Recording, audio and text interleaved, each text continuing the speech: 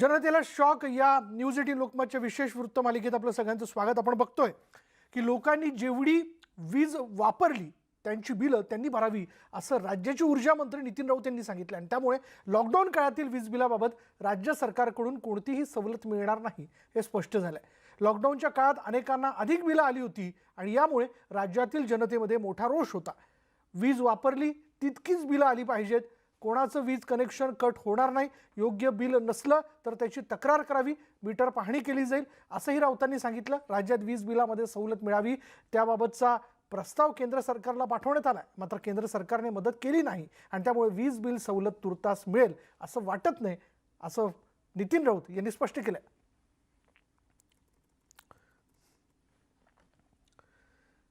आणि याचबद्दल आपण बोलणार आहोत. आमचे प्रतिनिधी चंद्रकांत फुंदे आपल्याबरोबर थेट पुण्यावरनं.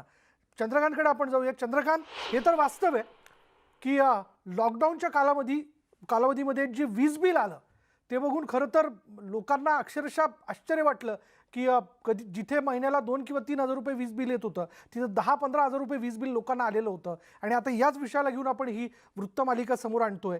काय नेमक्या भावना आहेत वीज ग्राहकांच्या?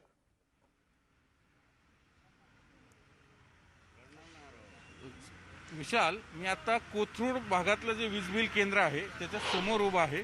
ही सगळी आपल्याला माहिती आहे कोथरूड एक उच्चभ्रू भाग समजला जातो, पण तसं नाही वास्तव. कोथरूड परिसरात तब्बल 15 झोपडपट्ट्या आहेत आणि सगळी लोक सामान्य आहेत. झोपडपट्ट्यातले कोणाची बेकरी, कोणाची छोटी चहाची टपरी, कोणाची झोपडी, कोणाची हातगाडी, अशी म्हणजे सामान्य घरातली सगळी ग्राहक आहेत. यांना लॉकडाऊनच्या काळात काही रोजगार नव्हता, जी बेकरी बंद होती, त्यांचं हॉटेल बंद होतं, तरी यांना हजाराची काही यांना ते बेकरीवाल्याला तर 1.5 लाखाचं बिल आलंय. म्हणून हे सातत्याने खेटे घालतात.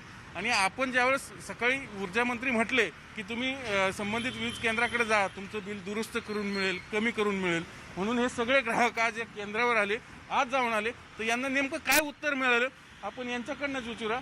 आपल्यासोबत हे पेंटर आहेत. आज तुम्ही भेटून आलात, काय सांगितलं तुम्हाला? बिल कमी करून दिलं? मला बिल कमी करून नाही दिलं. काय सांगितलं? 3 टप्पे करून दिलेत आणि म्हणले पुढच्या बिलामध्ये बिल ॲड होईल. मग हे ऊर्जा मंत्री नितीन राऊत यांनी ऐकावं. म्हणजे तुम्ही सांगता एक, आदेश देतात एक आणि अधिकारी वागतायत एक. हे यातलं एकदम ज्वलंत उदाहरण आहे. ह्या अजिब आहेत. मला सांगा तुमचं किती महिन्याचं बिल थकलं आणि काय सांगतात तुम्हाला? 8 महिन्याचं बिल थकलेलं आहे. 3 महिने टप्प्याने देतो म्हणलं. 3 महिने म्हणजे 3 वेळा करा म्हणले. कमी नाही करत? कमी नाही करत बोल.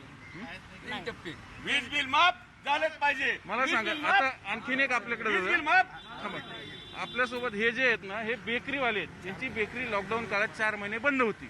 म्हणजेच याचा अर्थ त्यांनी वीज वापरली नाही. मग तरी यांना 1.5 लाखाचं बिल कसं आलं? म्हणजे थोडक्यात हा घोळ काय झाला माहितीये का? ॲव्हरेज बिलं काढली, मीटर रिडिंग घेतलं नाही आणि डायरेक्ट ती बिलं पाठवून दिलं. आता जर वीज वापरलीच नसेल तर यांनी बिल का भरावं, हा यांचं म्हणणं आहे. मला सांगा काय तुमचं नेमकं प्रश्न? ते आपली बेकरी आहे, 4 महिने आपली बेकरी बंद होती, म्हणून आपलं आता किती 1.5 लाखचं बिल आलं. 4 महिने बेकरी बंद होती, कसं काय एवढा मोठा बिल भरायचं? आपला यही प्रश्न. आणि सांगितलं कमी करा, ते करते नाही, कमी नाही होणार, तुम्हाला पुरा बिल भरणार. आणि रिडिंग घ्यायला कोणी नाही आले तिथं बेकरीला. तुम्हाला काय कारण काय देते? कारण काय 4 महिने बेकरी बंद, मग एवढा मोठं बिल कसं भरायचं? बेकरी बंद आहे तर तुम्ही वीज बिल का भरायचं जर रिडिंगच नाही घेतलं त्यांनी? हे ॲव्हरेज रिडिंग आहे, बरोबर आहे? हा, मग कमी करून का नाही देत? नाही, कमी करून नाही म्हणते, म्हणते पूर्ण बिल भरायचे, पूर्ण बिल भरायचं. ह्या सगळ्या ग्राहकांचे प्रश्न घेऊन या भागातले कार्यकर्ते आहेत तात्या कसबे यांनी एकदा नाही 2दा आंदोलन केलं याच वीज बिल केंद्रासमोर. त्यांच्याकडे आपण जाऊया. मला सांगा काय उत्तर मिळेल? दरवेळेस तुम्ही 2दा आंदोलन केलं या भागात. याबद्दल आम्ही आंदोलन केलं की गोरगरीब जनता इथं असल्याच्या ओघाने की आंदोलन अशी करायची वेळ आली की शासनाने सांगितलं होतं तुम्हाला लाईट बिल, धान्य अमुक तमुक माफ केलं जाईल. लॉकडाऊनमध्ये तुमची काय आर्थिक परिस्थिती आहे मजुरांची, याला केलं जाईल असं म्हणलं जाईल. पर त्यावेळेस एवढाली बिलं आली. ज्यावेळेस आम्ही चौकशी केली तर त्याची आम्हाला उलटं उत्तर आले की ही लाईट बिल कमी केल्या जाणार नाही, तुम्ही आंदोलन करा, काय करा. आणि आंदोलन केल्यानंतर त्यांनी आमचं आंदोलन स्वीकारलं, वरिष्ठ अधिकाऱ्याला पाठवलं. त्याच्यावर मंत्र्यांनी मान्य केलं. 4 महिन्याचं बिल माफ करून आज 5-6 दिवस जाहिरात केली, परत पत्रकारांमध्ये पाठवलं. आणि आजच्या 2 दिवसामध्ये आता सांगतात की तुमचं लाईट बिल माफ नाही होणार.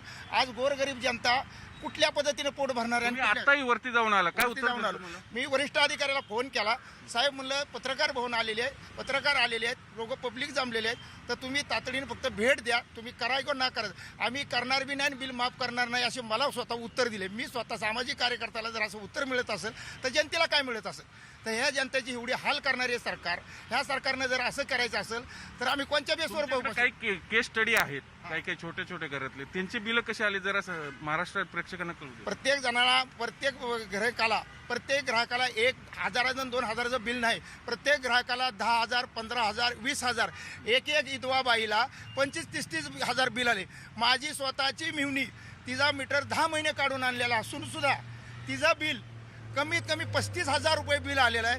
विचारा गेलं तर म्हणतात मग तुमच्याकडे मस्टरला नोंद असते मीटर काढलेली तरी तुम्ही बिलं पाठवता, मग दुरुस्त होईल. मग दुरुस्त करायला आलं तर दुरुस्त केल्या जात नसताना आम्हाला एवढा संताप झालेला हेच आहे. वास्तव आहे. आपल्यासोबत आणखीन एक, मला सांगा तुम्हाला काय उत्तर दिलं? या ठिकाणी कार्यकारी अभियंता जे आहेत या भागाचे सावदे, आम्ही त्यांना यापूर्वी बऱ्याच वेळा भेटलो, परंतु त्यांनी सांगितलेले आहे की जोपर्यंत महाराष्ट्र सरकार GR रेग्युलर प्रेस नोट काढत नाही, तो आम्हाला जो GR प्राप्त होत नाही तोपर्यंत आम्ही कुणालाही थोडक्यात वीज बिल माफ करत नाही. करू शकत नाही. तर मग रिडिंग प्रॉपर आहे का तुमचं घेतलेलं? रेडिंग प्रॉपर घेतलेलं आहे, परंतु ते म्हणतात हे आलेलं बिल जे आहे सरासरी लॉकडाऊनच्या काळात ॲव्हरेजवर पाठवलेलं आहे, याच्यामध्ये तुम्हाला फक्त टप्पे करून दिले जातील, बिल माफ होणार नाही. तुमचं काय परिस्थिती? माझं 17,000 आले, 2च घरे 17,000 लॉकडाऊन पासून. हा दुरुस्त करून दिले का तुम्हाला? गेलो होतो मी, 3 टप्पे करून दिले. चंद्रकांत, मी जरा थांबवतोय. अशाच पद्धतीने तुम्ही आपल्या ह्या सगळ्या वीज ग्राहकांशी संवाद साधा. दिवस जे झाले आहेत त्याच्यामध्ये गोंधळलेल्या स्थितीतच आहे. याच्यामध्ये कुठलाही ताळमेळच नाही आहे. एक मंत्री एक म्हणत असेल तर त्याच्यापेक्षा बरोबर विरोधाभास असणारं स्टेटमेंट दुसरा मंत्री करणार. आणि त्यामुळे वीज बिलं या विषयामध्ये निवडणुकांपूर्वी आचारसंहिता असतानाही त्यांच्या वचननाम्यात त्यांनी काय म्हटलं हे तर ते विसरलेच आहेत. परंतु कोरोना काळामध्ये जी अचानक वाढीव बिलं आली, आणि किती वाढीव बिलं आली, जसं 1,000 रुपये बिल येतं त्याचं 23,000 रुपये आलं. हे सगळी बिलं लोकांनी त्या ठिकाणी जेव्हा यांनी म्हटलं की बाबा बिलं तुम्ही तपासून घ्या तर सबमिट केलेली आहेत. आणि त्यामुळे एकूण वीज बिल कमी करणं लांबच विषय आहे. वाढीव बिलं जे आहे त्याचं काय करणार? त्यात तुम्ही असं म्हटलं होतं की बाबा आम्ही याच्यामध्ये 30% कपात करतो, परंतु केलेली घोषणा सातत्याने तशीच घोषणा ठेवणं, त्याची अंमलबजावणी करणं ह्या सरकारकडे हे कल्चरच नाही आहे. आणि त्यामुळे ह्या विषयामध्ये प्रचंड गोंधळ, असंतोष तर आहे, पण गोंधळही लोकांच्या मनात आहे. ही बिलं भरायची आहे की नाही भरायची आहेत, ही बिलं त्या वीज मंडळाच्या ऑफिसमध्ये गेल्यानंतर करेक्ट करून मिळणार आहेत नाही मिळणार आहेत, सगळा गोंधळ झालेला आहे. आणि मला असं वाटतं की बा आता एका अर्थाने लोकांच्या सहनशक्तीचा अंत होत चाललेला आहे. मग त्याच्यामध्ये कुठल्याही प्रकारचं पॅकेज सर्वसामान्य माणसाला नाही. कोरोनाच्या विषयामध्ये सुद्धा रोज नवीन नवीन घोषणांच्या झालेल्या आहेत. शाळा सुरू करणं, आमच्या वर्षातही म्हणणार शाळा सुरू करायच्या, आमचे बच्चू कडून म्हणणार की एवढ्यात नाही करायचे. अनेक वेळेला आम्ही अशी मांडणी केली की बाबा 1 जानेवारी ते 31 डिसेंबर असंच सत्र करून टाका, 2 वर्षात ते हळूहळू नॉर्मलला आणा, मुलांना मानसिकदृष्ट्या फ्री करा. त्यांनी सतत पुस्तकं आणि वया आणि दप्तर घेऊनच बसायचं. सुरू करायची तयार, सुरू नाही करायची ठेवा. सगळा गोंधळ चालला आहे. त्यामुळे वीज बिल विषयामध्ये भारतीय जनता पार्टीने त्यावेळेला आंदोलन केली आहेत. आता सर्वसामान्य माणूसच रस्त्यावर उतरेल आणि खूप प्रखर आंदोलन होईल. दादा, सर्वसामान्य बोलीभाषेत असं म्हणतात की बिल फाडणं दुसऱ्यावर, तसं हे बिल केंद्र सरकारवर राज्य सरकार फाडू पाहते. कारण दरेकर या संदर्भात जेव्हा ते म्हणाले तेव्हा ते म्हणे केंद्राकडून पैसे आणा मग मागणी करा. नाही, मला असं कळत नाही की ह्यांना राज्यात स्वतःच्या ताकदीवर चालवता येत नसेल तर हे अकृत्रिमपणे जोडतोड करून सरकार आणलं कशासाठी? काही झालं की केंद्र, काही झालं की केंद्र, काही झालं की केंद्र. यांची ताकद नाही आहे का? कोरोनामध्ये सगळ्या गोष्टी केंद्राने दिल्या. अगदी टेस्टिंग किट केंद्राने दिलं, PPE किट केंद्राने दिलं, N95 मास्क दिला, इंजेक्शन दिली, गोळ्या दिल्या. काय केलं कोरोनात तुम्ही खर्च? महानगरपालिकाने 300 कोटी खर्च केला, ज्या अगेन्स्ट तुम्ही 3 कोटी दिले. रेशन सगळं केंद्राने दिलं. तुम्ही काय दिलं? नोव्हेंबर एंडपर्यंत प्रत्येकी 5 किलो तांदूळ किंवा 5 किलो गहू हा केंद्राने दिला. तुम्ही फक्त डिस्ट्रीब्यूट केला. त्याची ट्रान्सपोर्टेशन हमालीसुद्धा केंद्र देतं. आणि त्यामुळे हे काही न कळणार आहे. केंद्राने आपापलं राज्य चालवताना कुठल्या ना कुठल्या कारणाने जेव्हा आपण अडचणीत असतो तेव्हा कर्ज काढण्याची जी काही आपल्याला परवानगी असते ती वाढवून दिली. आता राज्याला 1,65,000 कोटी कर्ज काढता येईल अशा स्थितीमध्ये राज्य आहे, कारण केंद्राने ती परवानगी जी असते ती वाढवली. पण आम्ही कर्ज काढणार नाही, आम्हाला केंद्राने द्यावं. ते प्रत्येकच गोष्टीचं खापर केंद्राच्या डोक्यावर फोडण्यातून सर्वसामान्य माणसाचं समाधान तुम्ही करू शकणार नाही.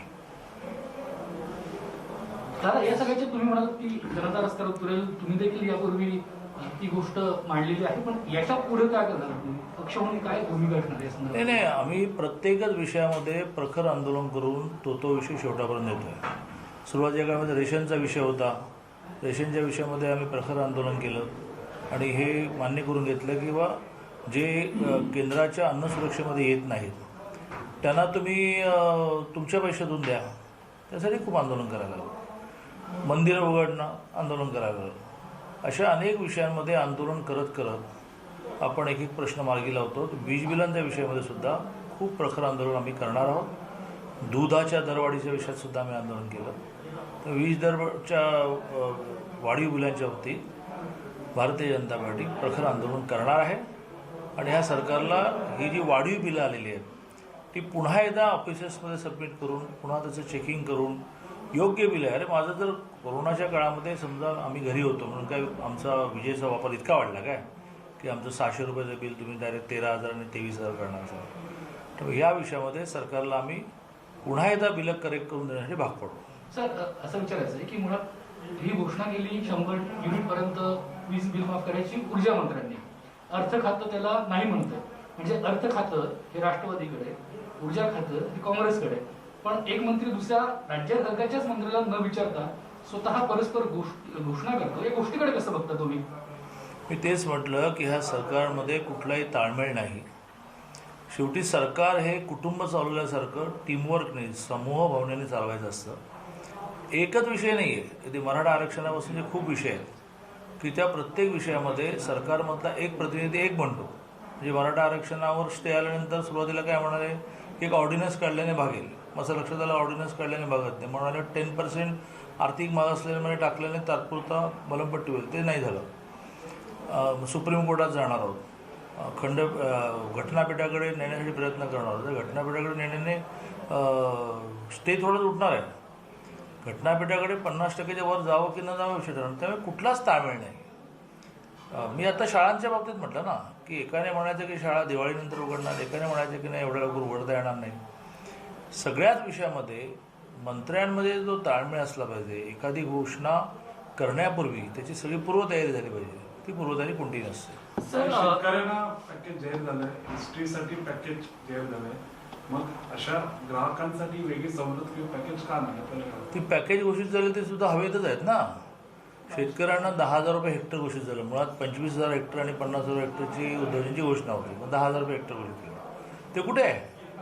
त्यातले निम्मेच पैसे दिवाळीपूर्वी देण्याचा निर्णय झाला. तर दिवाळीपूर्वी देताच नाही आले, कारण नुसता निर्णय करून जरा त्याचा आदेश निघावा लागतो. आणि त्यामुळे वीज बिल विषयामध्ये पॅकेज त्यांनी घोषित केलं पाहिजे. पण ते घोषित करून उपयोग काय? आधीच्या सगळ्या पॅकेजचा अनुभव असाच आहे की त्याची अंमलबजावणी झालीच नाही. सर, पालघर साधू हत्या प्रकरणामध्ये आज राम कदम रस्त्यावर उतरले आणि सीबीआय चौकशीची मागणी केली. नारायण आणि त्यांच्या समर्थकमध्ये नितेश राणे उतरले.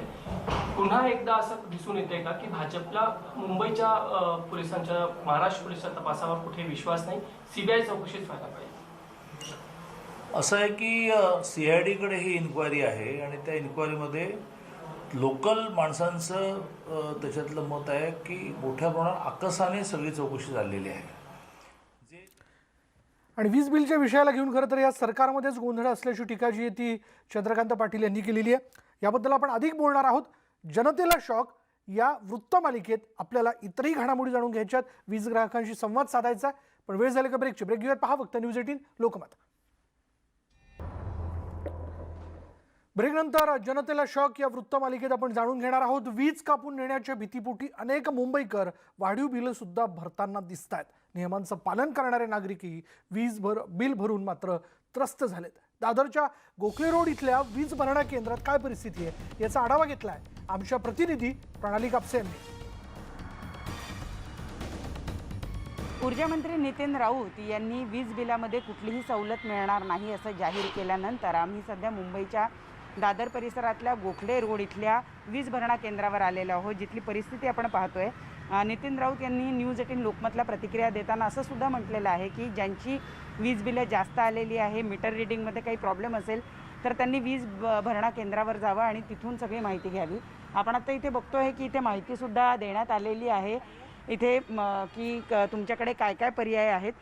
एक आजोबा आपण त्यांच्याकडून जाणून घेऊया. तेव्हा जास्ती होतं आम्हाला बिल, पण आता आम्ही दुसरीकडे राहतो ते आम्ही अर्ध्या महिन्याचंच आहे, त्याच्यामुळे ते कमी आहे. पण मग आता ती सगळी बिलं तुम्ही भरलीत का? कारण सातत्यानं शासन म्हणत होतं की आम्ही जरा वीज बिलं कमी करू, तर ती सगळी भरतो आम्ही, ती सगळी सगळी भरतो. वरती आम्हाला लॉकडाऊनमध्ये भरपूर बिल येत होतं, 2-2, 3-3 हजार, 4 हजार अशी बिलं यायची, ती पण भरली आम्ही. घरामध्ये किती माणसं आहेत आणि घर किती मोठं होतं की जेवढं 2 माणसं 350 आणि तरी सुद्धा इतकी जास्त बिलं 3,000, 4,000, 2,000 अशी बिलं आमच्याकडे आहेत. अशा परिस्थितीमध्ये एवढी सगळी बिलं भरणं किती कठीण आहे? खरं कठीण आहे. पण आता आम्ही पहिल्यापासून आपल्याला कायद्याचं बंधन आपण पाळतो म्हणून आपण भरतो. जे लोक नाही मानत ते नाही भरत आणि पुढे काय करत असतील आपल्याला माहीत नाही. म्हणजे कंप्लेंट घेऊन जाणं फार मोठं कॉम्प्लिकेटेड असतो प्रोसेस, तो वेळ पाहिजे, वेळ लागतो आणि आम्ही कुठे जाणार आता, कंप्लेंट घेऊन कुठे जाणार ना. एक फलक लावण्यात आलेला आहे ज्याच्यावर सांगण्यात आलेलं आहे की तुमच्याकडे 2 पर्याय आहे. जर तुम्ही एकरकमी भरणा केला तर तुम्हाला 2% सूट देण्यात येईल आणि जर तुम्ही 3 हफ्त्यांमध्ये, विशेषतः एप्रिल, मे, जून, जुलै, ऑगस्ट, सप्टेंबर आणि ऑक्टोबर या महिन्याचं बिल जर तुम्हाला भरायचं असेल आणि तुम्ही जर ते 3 हफ्त्यांमध्ये भरणार असाल तर तुम्हाला 1% सूट दिली जाईल असं इथं म्हटलेलं आहे. आणि या योजनांचा ग्राहकांनी लाभ घ्यावा असं सुद्धा म्हटलं आहे. आपण मुंबईच्या शहर परिसरामध्ये आहोत, जिथं बेस्टच्या वतीनं विजेचा पुरवठा केला जातो. इतर आपण कंपन्यांची तुलना केली तर बेस्टचे जे मुळातच विजेचे दर आहेत ते थोडे कमी आहेत. त्यामुळे शहर परिसरामध्ये सुद्धा अनेकांना जी बिलं आलेली आहेत ती काहींचं म्हणणं आहे की बरोबर आहेत, पण काहींचं म्हणणं आहे की ती जास्त आहे. आणि विशेषतः लॉकडाऊनच्या काळामध्ये जे विजेच्या युनिटचे जे दर वाढलेले आहे त्याच्याबद्दल लोकांना माहिती नव्हती आणि त्यामुळे ही बिलं अव्वाच्या सव्वा आलेली आहेत आणि ही बिलं आपल्याला भरणं शक्य नाही, अशीच प्रतिक्रिया मुंबईकर आपल्याला शहर परिसरातून सुद्धा देताना दिसत आहे. व्हिडिओ जर्नलिस्ट बाळकृष्ण शेट्टीसह प्रणाली कापसे, न्यूज 18 लोकमत, मुंबई. आणि साहजिक एवढ्या मोठ्या आकड्याची बिलं हे ग्राहक कशी काय भरू शकतात, जेव्हा की लॉकडाऊनमध्ये हाती काम नव्हतं तर अर्थात महिन्याचा पगार येणं किंवा हाती पैसे असणं शक्य नाही आहे. आणि वीज मंडळ ही अपेक्षा करत आहे की त्यांनी वीज बिल भरावं, हे शक्य नाही आहे, म्हणून ग्राहकांचा संताप आहे. त्याचबद्दल न्यूज 18 लोकमत आज आमच्या प्लॅटफॉर्मवरती या सगळ्या ग्राहकांना बोलण्याची संधी देत आहे. याचविषयी बोलण्याकरता चंद्रकांत फुंदे आपल्याबरोबर आहेत पुण्यावरनं आमचे प्रतिनिधी, त्याचबरोबर आमचा प्रतिनिधी विजय देसाई आपल्याबरोबर आहे वसई विरारवरनं आणि आमचे प्रतिनिधी अनिश शेख देखील आहे. सुरुवातीला मी जातोय चंद्रकांत यांच्याकडे. चंद्रकांत, आपण काही वीज ग्राहकांशी संवाद साधत होतो, संताप व्यक्त करतायत ते. लॉकडाऊनमध्ये काम बंद होतं, माझी बेकरी बंद होती, तरीही मला 1.5 लाखाचं बिल येत आहे. कसं काय हे शक्य होत आहे?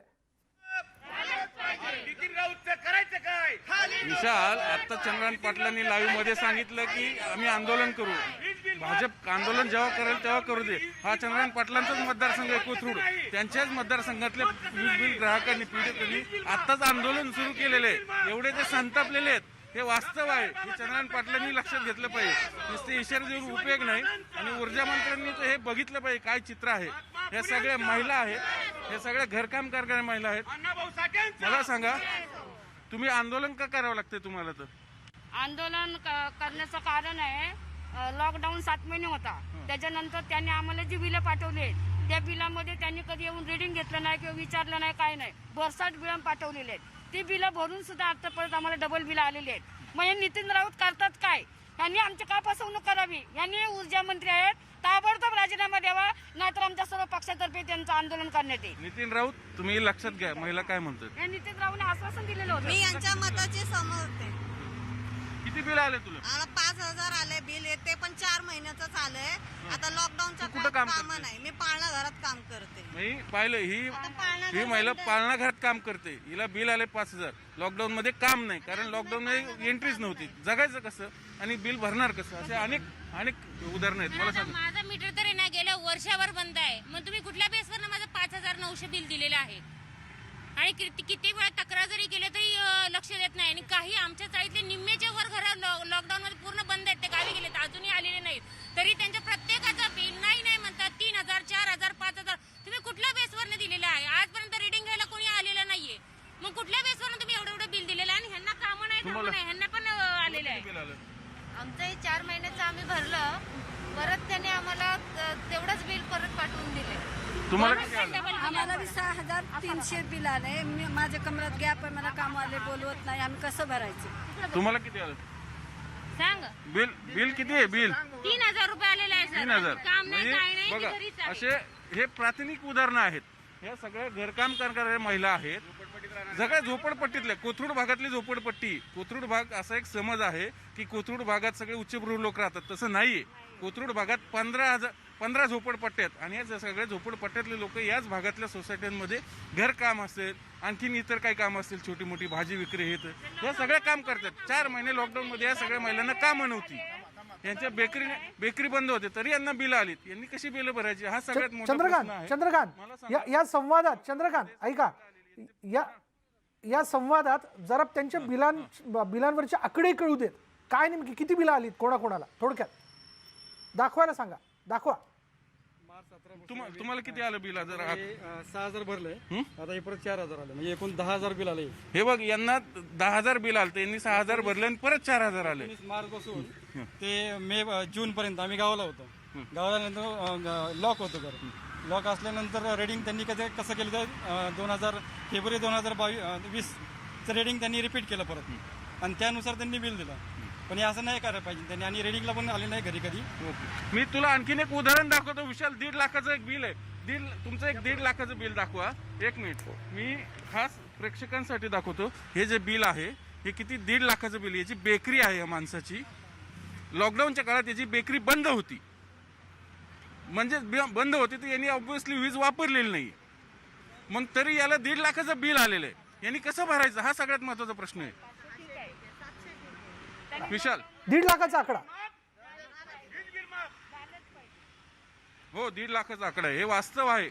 आणि त्यांनी वापरलेलं नाही तरी त्याला बिल आले आणि त्याला सांगितलं जातं की तुम्ही भरा, नाही तर तुमची वीज बिल कापू. हा कुठला न्याय आहे? मग एकीकडे माफिया हा विषय वेगळाच, पण जर मी वीज वापरलीच नसेल तर मी का भरावं, असा साधा प्रश्न आहे त्या माणसाचा. चंद्रकांत, 1.5 लाखाचं बिल नेमकं कसं आलंय आणि त्याच्यावर किती युनिट मेन्शन करण्यात आले हे जरा वाचून दाखवा. जरा तुमचं बिल दाखवा. 1.5 लाख त्यांनी आम्हाला सांगितलं 4 महिन्याचं बिल तुम्हाला माफ केलंय. हे बघ, आता आपण केस स्टडी म्हणूनच घेऊ याचं बोलधरण. हे बघ, चालू रिडिंग उपलब्ध नाही, याच्यामध्ये स्पष्ट लिहिलं. याच्यात मागील रिडिंग 17,375 गुणक अवयव 1 युनिट प्रमाणे, आणि युनिट झाले 1442, आणि एकूण वापर 1442. आणि याची जी थकबाकी दाखवता येतो हे तारखेपर्यंत, आपण थकबाकीच्या कॉलमला जाऊया. इकडं याला थकबाकी हे बघ, स्थिर आकार दाखवलं 403 दाखवत आहे, वीज आकार 10,613, वीज शुल्क 27,052, आणि थकबाकी जी आहे थकबाकी कॉलम त्याची 1,17,724 दाखवतंय. म्हणजे लक्षात आलं तुझ्या, थकबाकी एवढी दाखवली जाते.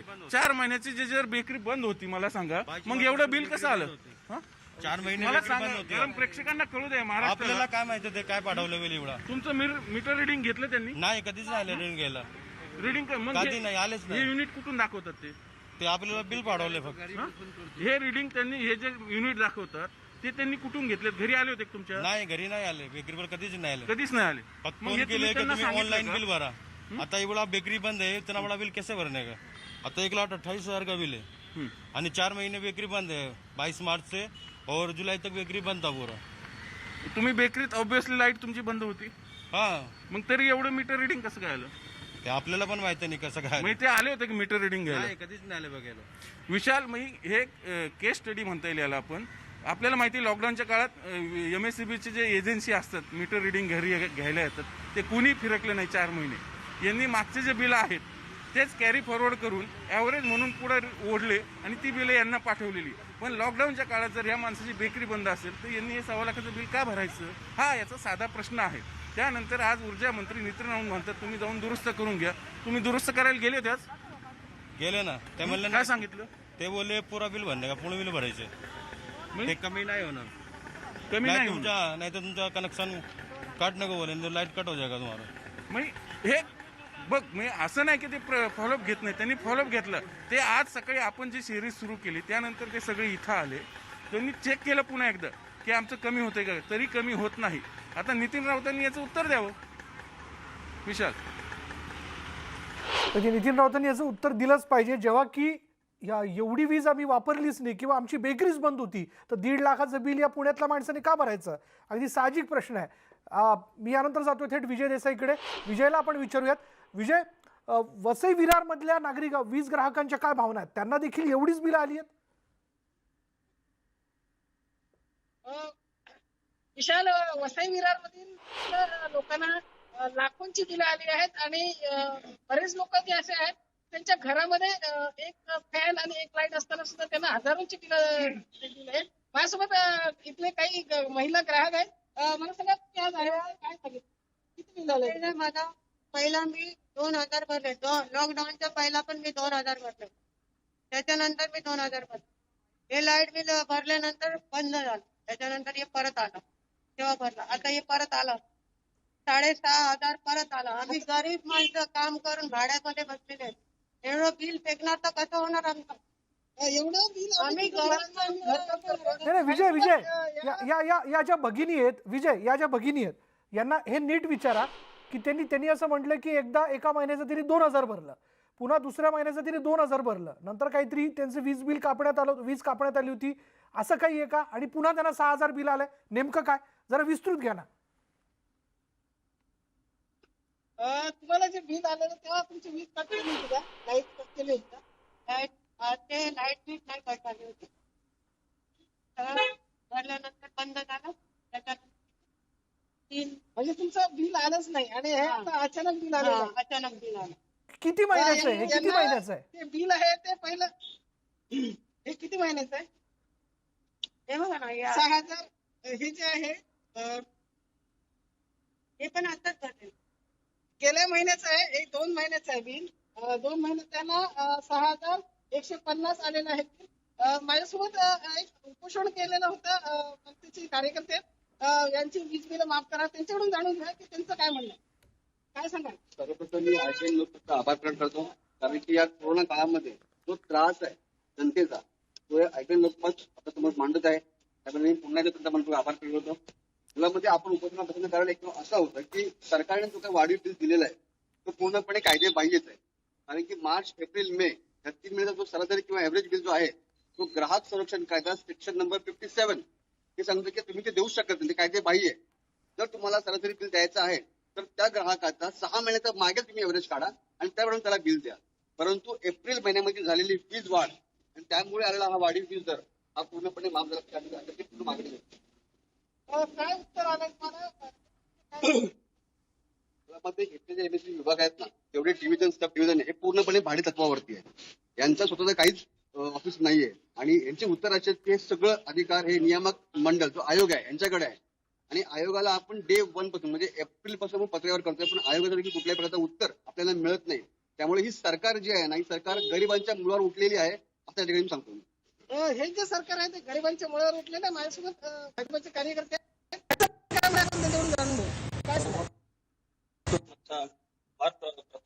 करतो, कारण की खरोखर वसईची त्रस्त जनते, वीज बिलापासून त्रस्त जनतेच्या विषयी आपण सरकारच्या कानापर्यंत पोहोचवण्याचा हा प्रयत्न केलाय, म्हणून मनापासून मी आपले आभार व्यक्त करतो. वीज बिलचा जे संदर्भ आहे म्हणजे त्या लॉकडाऊन पासून म्हणजे जून पासून या लोकांनी भरमसाठ मनमानी बिल लोकांना पाठवले. त्या पाठवण्यात म्हणजे सामान्य माणूस ते कुणालाही या लोकांनी सोडलेला नाही. आपल्याला माहिती असेल की आपल्या वसई विधानसभेचे आमदार माननीय श्री जितेंद्र ठाकूर यांना जेव्हा 5.5 लाखाचा बिल आला म्हणजे तो म्हणजे जनता त्याच्या आधी त्रस्त होती. काही वेगवेगळ्या संघटनांनी ह्याच्यासाठी वीज बिलाच्या माफ करण्यासाठी आंदोलन केलं सर्व, पण तिथपर्यंत आमचे आमदार पण जेव्हा त्यांना 5.5 लाखाचा बिल आला की ते जागा झाले आणि त्यांनी जनतेला आवाहन केला की मला 5.5 लाखाचं बिल आला आहे, मी बिल भरणार नाही आणि तुम्ही पण भरू नको. म्हणून हे आमचा लोकनेते त्यांना काही लोक त्यांना लोकनेते म्हणते, त्यांनी असं आवाहन केलं होतं. आणि आज वसई तालुक्यातली तेही परिस्थिती म्हणजे खरं म्हणजे आपण दोन्ही साईड बघितले पाहिजे. म्हणजे त्यामुळे आपल्या एससीने आम्हाला असं रिपोर्ट दिलं की 250 कोटी रुपये आज बाकी झाली आहे. आणि म्हणजे जे माझ्याकडे एव्हिडन्स ऍट प्रेझेंट नाही, पण मला असं पण कळलंय की आमच्या आमदारांनी जनतेचा वापर करून स्वतःचं बिल कमी करून त्यांनी भरून घेतलंय, परंतु अजूनपर्यंत जनतेला सांगितलेलं नाहीये. आज जनतेची परिस्थिती काय झाली आहे, बाकी जे थकबाकी बिल आहे त्याच्यावर व्याज चढत चाललंय. आणि झोपलेली सरकारला मी हेही सांगू इच्छितो, कदाचित ते विसरले असेल तर, वसई तालुक्यामध्ये राहणारी जनतापैकी 75% जनता ही रेल्वेने प्रवास करून आपला उदरनिर्वाह करते. आज आपली रेल्वे बंद आहे, म्हणजे लोक हँड टू माउथ आहे. आणि ज्या गरीब घरात राहण्या गरीब असेल त्याचे 5,000 पगार नाही, त्याच्या घरात 15-15, 20-20 हजार रुपयाचे ह्या लोकांनी बिल पाठवलंय. या संदर्भात भारतीय जनता पार्टीने 4 सप्टेंबरला आंदोलन केलं होतं. त्यात या निर्लज अधिकाऱ्यांना आजपर्यंत त्याचं उत्तर दिलेलं नाही. त्याच्यानंतर परत आम्ही 22 तारीखला त्यांना पत्र दिलंय. परंतु खरोखर जेव्हा गोर गरीब ह्या वीज विभागाच्या अधिकाऱ्याकडे जाते, त्यांच्याकडून फक्त सिंपल एकच उत्तर असतो, तुम्ही वापरलेलं बिल आहे तुम्ही भरायचे आहे. खाली काय सांगणार, आम्ही तुम्हाला टप्प्याटप्प्यामध्ये तुम्हाला सुविधा करून देतो. म्हणजे एवढे निर्लज अधिकारी आहे. आणि आता मी हेही ऐकलं की आपले ऊर्जा मंत्रींनी असं सांगितलं की जे वाढीव बिल आहे म्हणजे युनिट जे वाढले ते आम्ही कमी करून देऊ. म्हणजे ही मी त्याबद्दल त्यांचा आभार व्यक्त करतो की तुम्ही हे मान्य करते की MSC विभागचा जे कारभार आहे ते भोंगळ आहे, म्हणून तुम्ही ऍक्सेप्ट केलेला आहे की वीज बिल वाढून लोकांना गेलेले आहे. ऊर्जा मंत्र्यांनी सांगितलं की वीज बिल वाढून गेलं, त्यांचं त्यांनी निश्चित केलं आहे आणि त्यांनी त्यांची चूक मान्य केली आहे. माझ्यासोबत अजूनही लोक आहेत, काय सांगाल तुम्ही? राज्य शासनाच्या केंद्राला एवढं सांगू इच्छितो की झोपलेलं सरकार आहे, 3 तिघाडी सरकार आहे. कुठल्याही प्रकारे जनतेचे ना जे हाल आहेत वाल आहेत आणि ह्या होणाऱ्या कोरोना महामारीमध्ये जनतेमध्ये संताप आहे. वीज ग्राहक हा संताप न्यूज 18 लोकमतच्या माध्यमातून व्यक्त करताना दिसतात. वसई विरारमधल्या वीज ग्राहकांशी आता आमचे प्रतिनिधी विजय देसाई यांनी संवाद साधलेला आहे आणि बघितलं आपण लोक काय म्हणतात की तेवढी जर वीजच आम्ही वापरलेली नाहीये तर एवढं आलेलं अचानक आलेलं बिल जे आहे ते आम्ही का भरायचं. आणि त्यांचा प्रश्न त्यांच्या जागी योग्य आहे आणि हाच मुद्दा आम्ही सरकारपर्यंत पोहोचवण्याचा प्रयत्न करतोय. जनतेला शॉक या वृत्तमालिकेच्या माध्यमातून. यानंतर वेळ झाली का ब्रेकची. ब्रेक घेऊयात. पहा फक्त न्यूज 18 लोकमत. आम्ही एवढी वीज वापरलीच नाही. लॉकडाऊनमध्ये आम्ही घरी नव्हतो तरी एवढं वीज बिल आम्हाला कसं काय, हा प्रश्न आहे वीज ग्राहकांचा. आणि हाच प्रश्न त्यांचं हे म्हणणं आम्ही मांडतोय आमच्या या जनतेला शॉक या वृत्तमालिकेच्या माध्यमातून. जाऊयात थेट आमचे प्रतिनिधी अनिस शेख आपल्या बरोबर आहेत. अनिस बरोबर या क्षणाला काही वीज ग्राहक देखील आहेत, त्यांना विचारूयात आपण त्यांचं काय म्हणणं आहे. अनिस, सध्या मी मावळ तालुक्यातील वडगाव मावळ या वीज केंद्राच्या कार्यालयावर आहे. या ठिकाणी आपण जर पाहिलं तर जे ग्राहक आहेत ते मोठ्या प्रमाणावर सकाळपासून वीज बिल जे आहे ते कमी करण्यासाठी येत आहेत. माझ्यासोबत काही वीज ग्राहक आहेत, आपण त्यांच्यासोबत बोलूया की बाबा काय सांगाल, तुम्ही या ठिकाणी कधी आलात आणि काय तुमची समस्या घेऊन आलात? मला 1 तास झाला इथे येऊन आणि माझी समस्या एवढीच आहे की माझं बिल साधारण 70 ते 80 रुपये येत असतं, युनिट येत असतं. पण आता मागच्या संबंध 3, 4, 5 महिन्यापासून हे बिल माझं जवळजवळ 150-200 युनिट येत आहे. आणि त्याच्यामुळे मला जे 3 रुपये 40 पैसे रेट लागायला पाहिजे त्याच्याऐवजी 9 रुपये लागतो आहे. तर आम्ही निवृत्त शिक्षक असल्यामुळे मी हे कुठून भरणार प्रत्येक वेळेला. यांना सांगितलं तर हे दमदाटी करतात, म्हणतात हे बिल आधी भरा नंतरच आम्ही तुमच्याकडे बघू. आम्ही हे बिल आणणार कुठून भरायला प्रत्येक वेळेला.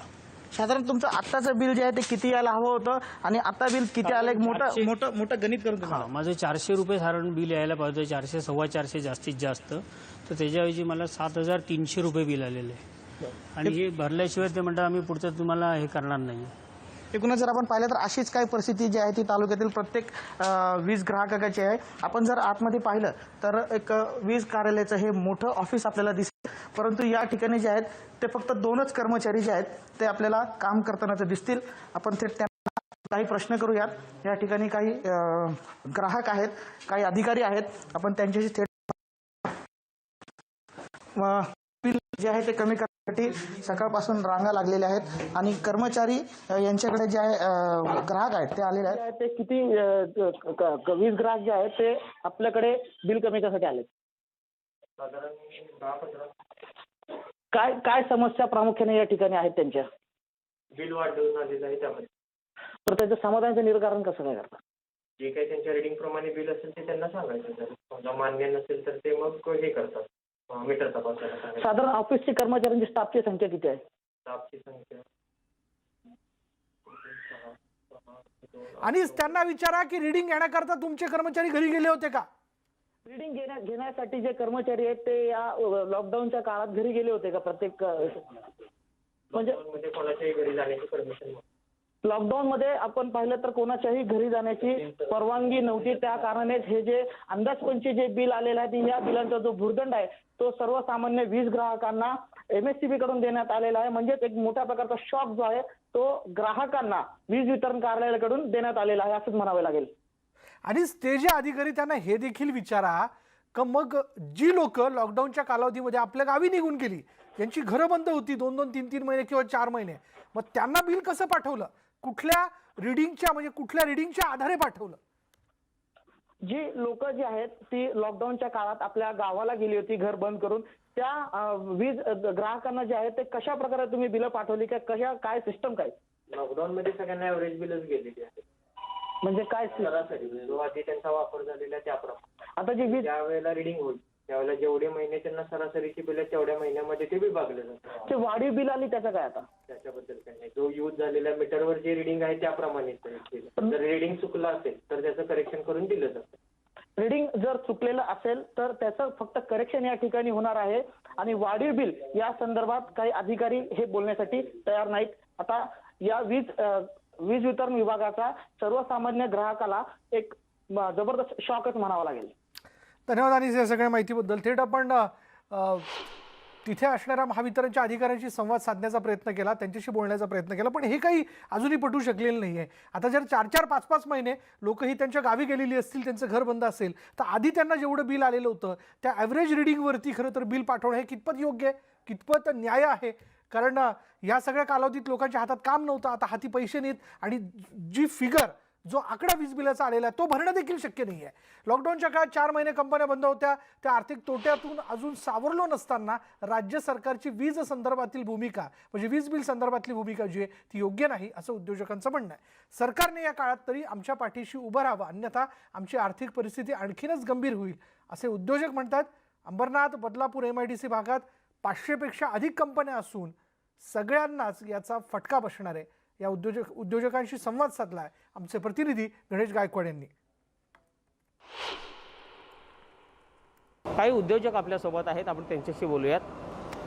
सर, काय सांगाल, लॉकडाऊनच्या काळामध्ये भरमसाठ बिलं आली, सूट मिळेल असं वाटलं होतं, मात्र आता सरकार म्हणतं आहे की सूट मिळणार नाही आहे, आलेली वाढीव बिलं भरायची आहेत. काय प्रतिक्रिया द्याल यावर? महाराष्ट्र राज्य सरकारने लॉकडाऊनच्या काळामध्ये आम्हा उद्योजकांना सांगितलं होतं की आपण वीज बिल आपणास माफ करू, आपण कामगारांना काही काळ बसून पगार द्या. त्याप्रमाणे आम्ही बहुतांश उद्योजकांनी कामगारांना काम न करता सुद्धा पगार दिला आणि राज्य सरकारच्या शब्दाला आम्ही जागलो. परंतु त्याप्रमाणे राज्य सरकार आता जागत नाही आहे, कारण कालच ऊर्जा मंत्र्यांनी जाहीर केलं की आपली सर्व थकीत वीज बिलं प्रत्येकाने भरायची आहेत, कुठच्याही प्रकारची सूट मिळणार नाही. त्यामुळे आता आधीच डबघाईला आलेला इंडस्ट्रीज उद्योजक आता या वीजबिलामुळे अधिकच त्रासलेला आहे. मला वाटतं की जसं राज्य सरकारने आम्हाला सांगितलं की बाबा कामगारांना आपण बसून पगार द्यावा लॉकडाऊनच्या काळात मानवतेच्या दृष्टिकोनातून, तसं आता राज्य सरकारने सुद्धा आपला शब्द पाळायला हवा की किमान आम्हाला वीज बिल पूर्णपणे माफ नाही केली तरी त्या वीज बिलामध्ये काही प्रमाणामध्ये सूट दिली पाहिजे की जेणेकरून आम्हाला रिलीफ मिळेल आणि आम्हाला कंपनी चालवण्याकरता अधिक प्रोत्साहन मिळेल.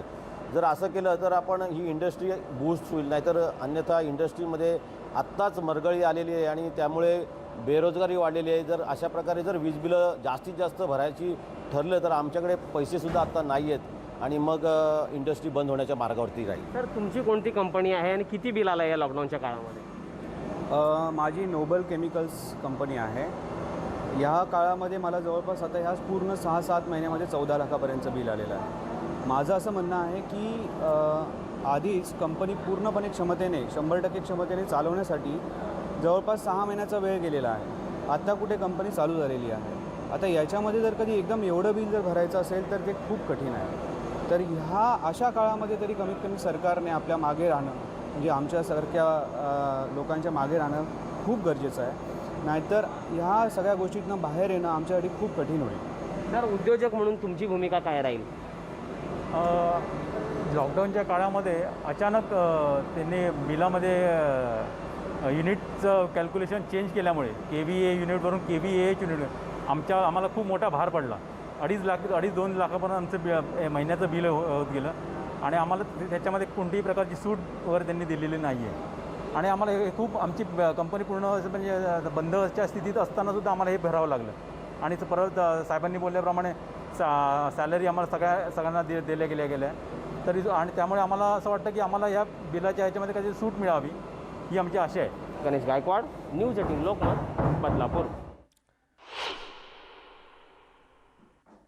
आणि यानंतर वेळ झाली का ब्रेकची ब्रेक घेऊयात. पहा फक्त news 18 Lokmat.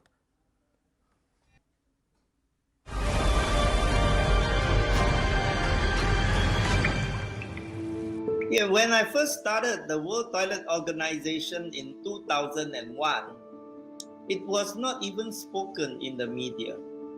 In fact, it was so embarrassing that they hide it under a water agenda.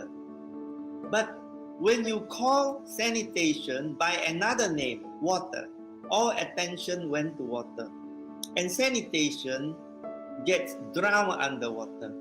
But if you do not talk about something, you can never improve. In the last 20 years, our founding day, 19th of November, has been enshrined by the United Nations General Assembly. All 193 countries agreed that this should be called the World Toilet Day, 19th of November. Why? Because prevention is cheaper than cure. We don't have enough money to employ doctors, nurses, pay for medicine, build hospital. All you have to do is to make sure the water is clean, people wash their hands, and immediately you can save half of all the medical health care. But with the COVID-19, hygiene awareness and hand washing has reached its highest point of awareness in the history of mankind. Everybody is so afraid and so clear that without washing their hands, they are going to put themselves in danger.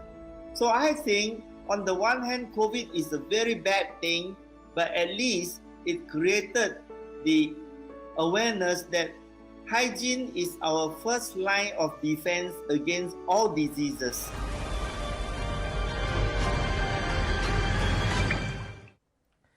आणि यानंतर या बुलेटिनमध्ये इथेच थांबणार आहोत. पहा फक्त news 18 Lokmat.